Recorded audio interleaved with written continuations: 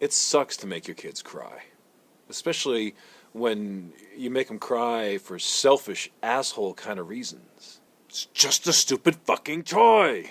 I don't drop the F-bomb with them, but I do say it's just a stupid toy. When I hear my kids say that, particularly the oldest, I think, oh, another on the list of bad things Steve has done as a dad. Most of the time that I've made the kids cry, it's utterly avoidable. It's utterly about myself. And I feel afterwards like a complete idiot who simply couldn't, let down his own burdens long enough to have a real, true interaction with his children.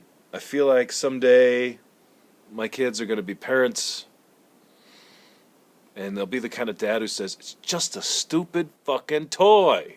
Well, at least in their own head. Hopefully they won't drop F-bombs. It's just going to feel like shit. Because it's me. I passed it on. I failed at my job. Remember, job one here in Daddy Labyrinth land is to not pass the shit on. How do you pull that plug and say, hey, let's not be like I am?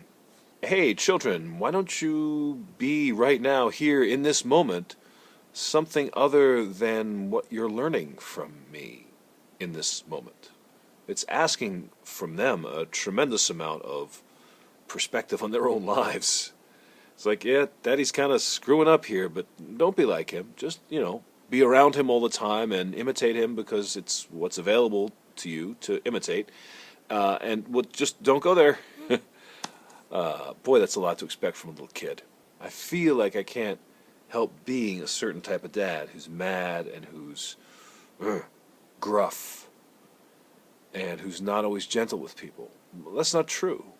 The only reason I feel it is because I haven't yet found a successful way to get around it, or to get through it, or underneath it, or whatever kind of preposition you want to put there. Crucial to the success and happiness of my family, including myself here, is stepping away from the erroneous belief that just because my father was a certain type of guy, I am limited by being that kind of guy as well. It plagues me all the time to feel like, well, I can only fall so far from the tree. Well, yeah, apples can only fall so far from the tree, but they also roll. And when you realize that apples have some kind of volition and will, then yeah, the apple can get pretty far away from the tree. What's to stop me from being a patient man? What's to stop me from being the kind of parent who sees his kid doing something wrong or ambiguously slimy, I don't know, duplicitous, and say, hey, let's look at what you just did there. Now, that's not necessarily the kind of dad I am. The kind of dad I often am will say, what the fuck are you doing? Well, without the F-bomb, of course.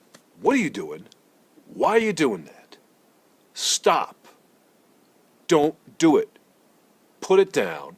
Put it away. I should just do a video that's nothing but a list of all the things that I tell my children like 15 times a day. Something I experiment with is, what's the look in my eyes and the tone in my voice when I say these things to the kids? There's a difference between what did I tell you to do and what did I tell you to do? It's palpable. In the heart of a child, this is a distance of miles.